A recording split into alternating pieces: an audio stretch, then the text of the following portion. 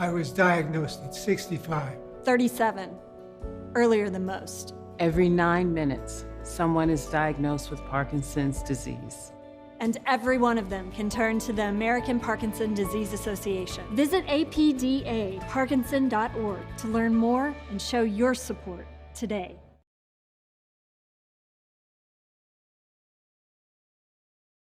And we are the Coalition, loud and proud, civilly disobedient media, broadcasting live here on scenic Mendon Road. A little bit of cinnamon verite. Just had a wonderful cup of coffee and a little bit of breakfast with your Woonsocket City Councilor, man about town, and possibly more knowledge of a town charter than anyone I've ever met anywhere. Of course, I'm talking about John Ward. You know, John, it's great to chat with you for once outside of the confines, if you will, of City Hall. Wow, we picked the noisiest spot. But after we were done here, let's go on to I-95 itself. Thank you for the complimentary introduction. I'm sure you're overstating it. Well, no, I mean, there's a certain institutional knowledge and that becomes critical in times of stress, in times of crisis, even if in this case the crisis and the stress is self-induced by the government of the city of Woonsocket. So I'm going to ask you first off, if you can start out with what I'll call the crisis du jour. For a lot of folks who haven't been paying attention and are waking up to yet, I'll call it LBH Redux, you're facing the prospect of, again, fundamental challenges to the mayoralty of one Lisa-Baldelli Hunt. So can you give us just a synopsis of what has alleged to have happened? Well, first I'm going to explain to your audience that they see me smiling. It's not because any of this is humorous, but it's that you are making these remarks and characterizations that force me to smile. And in fact, this is a very serious matter because it represents the violation of a public trust to follow the rules and govern by the city's charter in making purchases and in doing the business of the city. And so the problem started from the discovery that the city had purchased a piece of property for $1,130,000, and all of the council people were rightly surprised to see that because none of us had any knowledge of it whatsoever. And the city charter is explicit when it says that any purchase over $100,000 must be approved by the council by resolution. And so the council members contacted the solicitor, and the city solicitor, who is obligated under the city charter to review and approve all contracts and agreements entered into by the city, had no knowledge of this transaction in its history either. And so we started asking him to collect information and gather data so that we could decide who did what, made what decision, and how it traveled over time. And so he's been doing that, and he's still not finished collecting all the documentation that we request. And as we request and get more answers, we're coming up with more information requests because it, like any good cover-up, it expands in its scope as time goes by. But the fundamental problem here is that this all started in January or thereabouts, shortly after the mayor was removed from office, in a dispute with the council over violation of a contract agreement that the council had ratified. And this one was more of a failure of the public trust by doing this transaction sort of in secret with only a limited number of participants in City Hall. And so the mayor is being called to account for this, and the department directors who participated are being asked to answer for this, and we were hoping to have a meeting last night, but because of an agenda snafu and public disclosure, we couldn't do it in the way we wanted. But next week, the City Council in Woonsocket will be holding public discussion of the documents and a closed session discussion with the directors over their job performance and the actions that they took in terms of why they did what they did. And we expect that we will deal with the consequences of that when at the appropriate time, once we have enough data. And in terms of this noise that's being made about another removal of the mayor, the fact is, I've been expressing to people that I don't think any individual council member feels as though it was it involved the secrecy from the council. It wasn't a direct opposition to something we had done ourselves, but I think this is more of a general reflection of an intentional violation of the public trust. And so there is a provision in the charter, and I know many people object to the ability to remove the mayor, but there is a provision in the charter that if 50 voters, certain eligible voters, sign a petition of removal and list charges, that the council has a legal obligation by our city charter to hold hearings and consider removal of the mayor from office. And actually that applies to any appointed officials as well. And so I think that the council is in no position to do anything more than investigate. And as a matter of fact, on Monday's agenda at our regular meeting, there will be a resolution to authorize the council to hire a Rhode Island attorney with adequate experience to conduct an independent investigation of all of the facts and circumstances around this whole event, and review all of the documentation and provide a report to us as to what possible violations of laws, regulations, charter provisions may have taken place, and who would be identified as the parties responsible for that. And so after we come to that conclusion, I think if there's any removal discussion, it should be at the behest of the voters, because it has a more honest quality than simply a councilman that has a problem with a mayor. It has a more meaningful statement from the public, and I think that's a more appropriate way in this circumstance, because this was not a specific thing that the council said no and she said I'm going to do it anyway. It's we're going to keep it secret from everybody and we're going to do it anyway. And it really is an ignoring or violation of the public trust, and I think that's where this belongs. And it's going to play out over the course of the next several weeks, and we will have to take action as a council, because it's clear you cannot simply sit back and allow a city CEO to ignore the city's charter and the obligation that it calls for in requiring consultation and the approval of the city council on actions that affect the city, especially buying property from someone who is a business associate of the mayor over years and years and years, and she now, without disclosure, spends $1.13 million with no discussion of the plan or the transaction or the parties involved. And so we need to do our job and hold her accountable and hold her directors accountable that participated in this and get to the bottom of it. And this is a radically different transaction, if you will, than what stimulated the first removal from office. I mean, in that case, you were talking about a city police contract, as I understand it, and variety of procedural issues. Here we're talking about, my understanding is, and I've been told, that bypassing the city attorney. I'm not aware, was there any actual appraisal done of the project? That's the other problem is, yes, they bypassed the city solicitor, and there is a requirement for the city solicitor to be the party who is responsible to review all contracts and agreements to protect the city's interests, and they spent 5 times the assessed value of a piece of property, more than 5 times, and they absolutely did not do an independent appraisal of the property to determine that it was a fair value to pay for the property to do what they thought they were intending to do.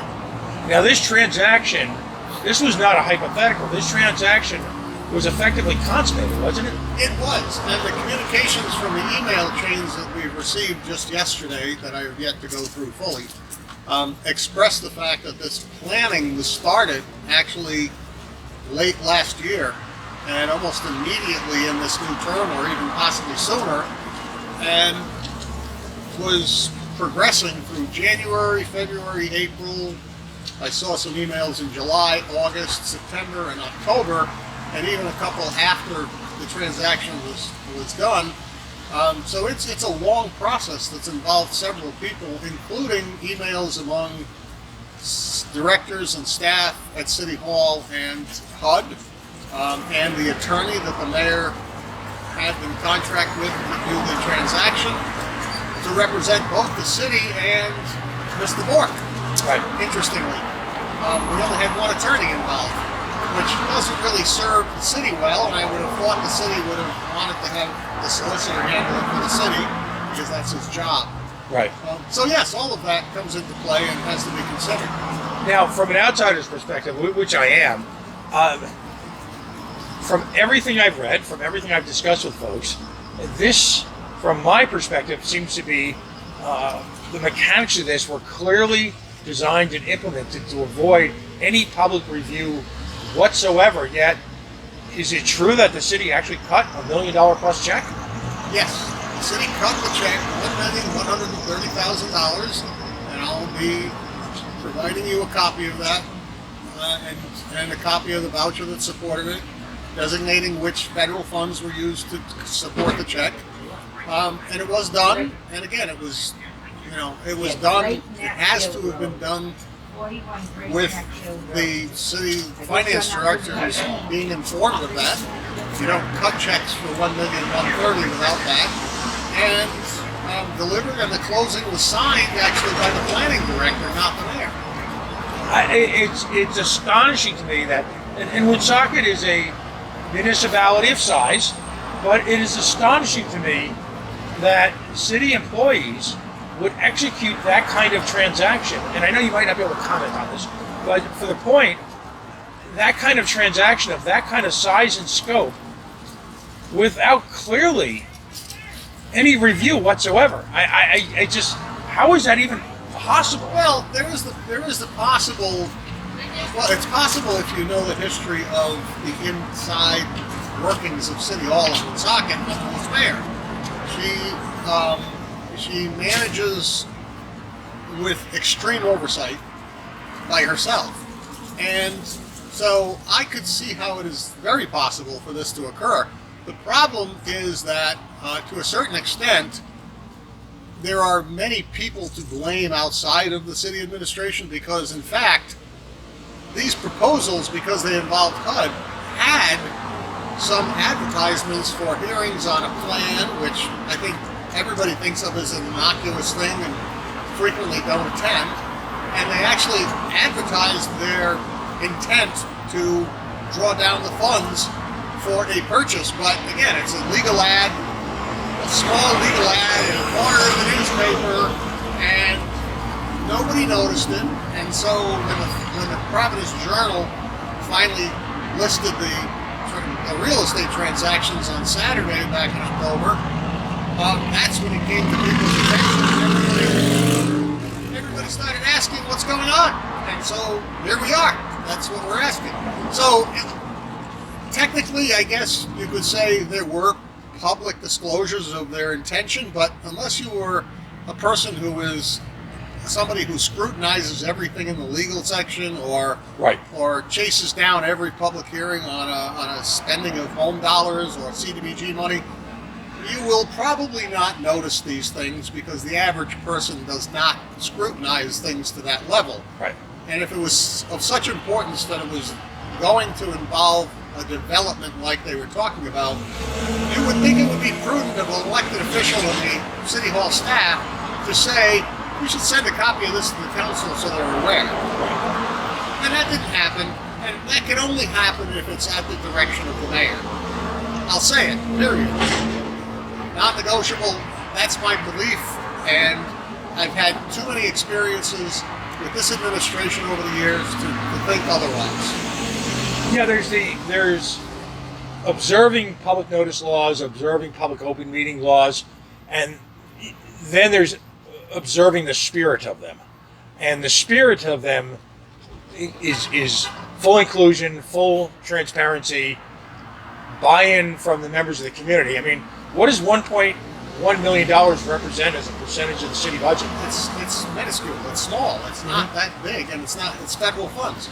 So it's not really part of the city's budget to speak of. It's part of a federal program spending budget.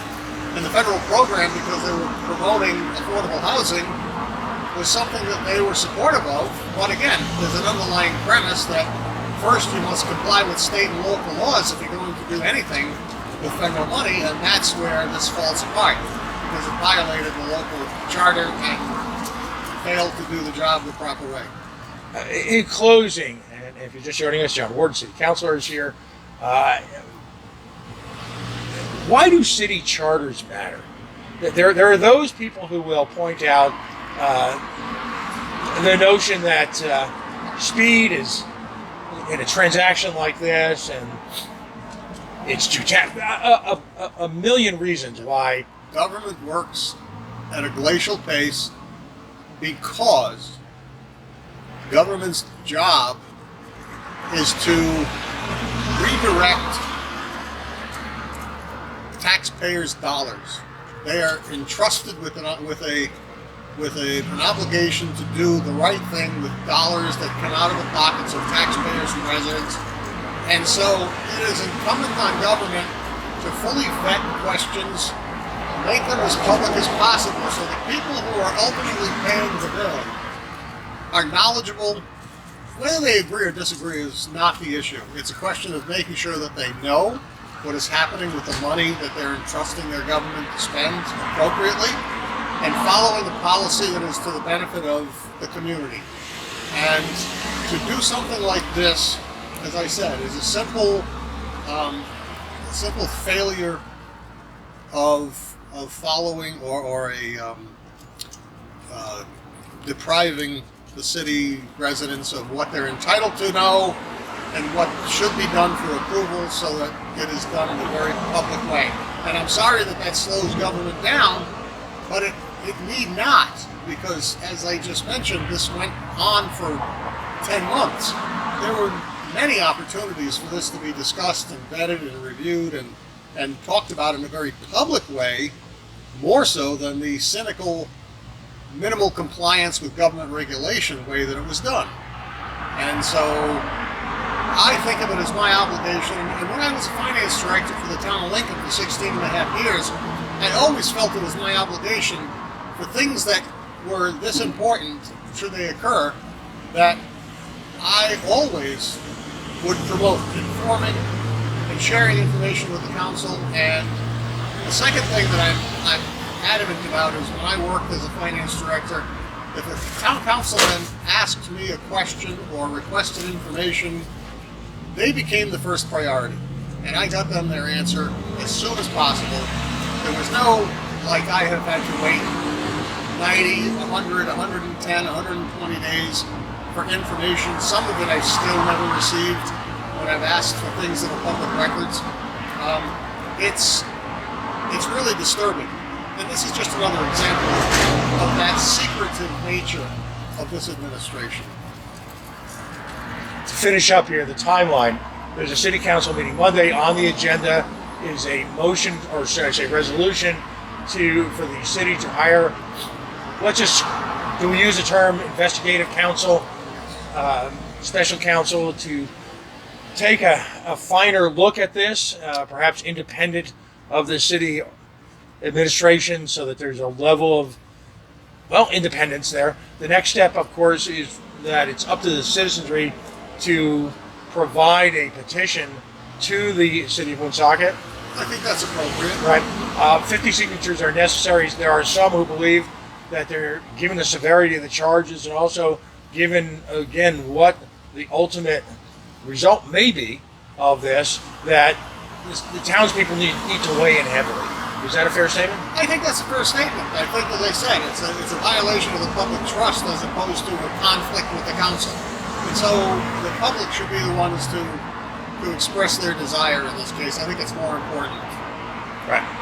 And then from there, essentially, is there another, and I'll use the term loosely, trial? Is that the next step if in fact there's a successful?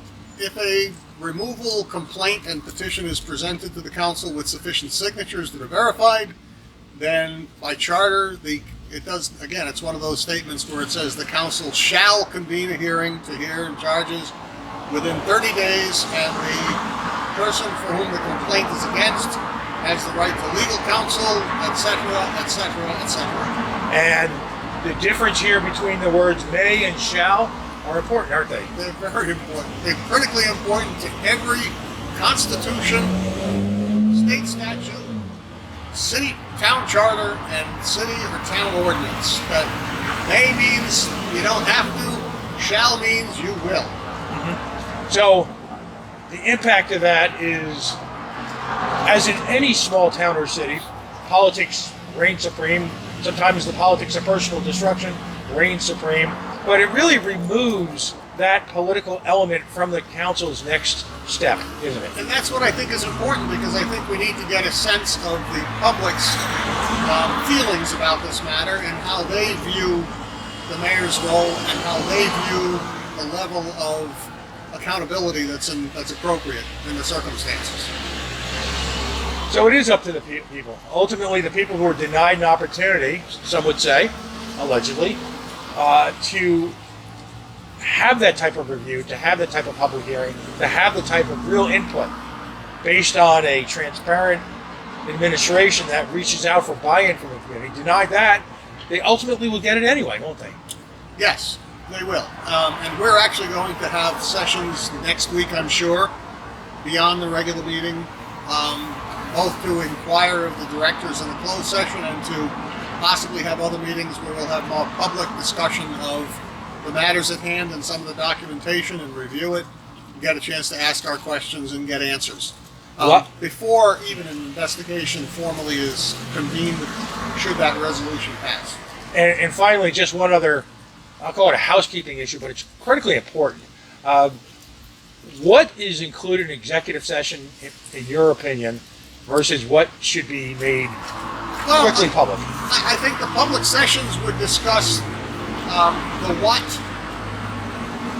the when, and the where, and the closed sessions discuss the why and by whose direction. Because those can be, if you start asking those questions in public, you get into though there is no legal equivalent, you get into the self-incrimination kind of response risk that I think the employees should be protected from by having the opportunity for a closed session. But at a certain level, how do you prevent an ongoing mayor, a mayor in place, from participating in those conversations? Well, under our charter, that may be difficult because it allows the mayor to attend all council meetings and speak her mind on any matter she thinks is important. But, it's one of those things where the council has to decide for itself how to measure anything she may do in participating, should she choose to do that, and how it may affect ultimately any decisions about accountability should a petition come before us to consider her removal. Without being prejudiced, it may sway the opinion of some council members as to whether or not there is credibility to her arguments. Fair enough. John Ward, of course, he is a longtime city council person for Woonsocket, Rhode Island. At one point in time served as city council chair. Yes, we will 10 years on the school committee too. Wow. We will be publicizing those meetings, hopefully whenever possible, streaming those meetings. You can, of course, watch the live stream through the Woonsocket City Council links on the City of Woonsocket page. And we urge, actually all Rhode Islanders, anyone, but particularly the people in Woonsocket, to engage in this process.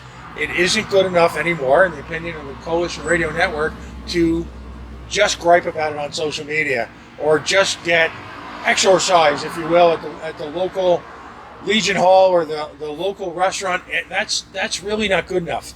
There are a number of folks who are good government people in this town who work against a difficult tide. Well, I'll just say this last thing. It is not my government, it is not their government, it is our government. And they've entrusted me to play a role that asks me to do the right thing, and I think that's what we're doing here. Fair enough. Councilman Ward, thank you very much. Thank you.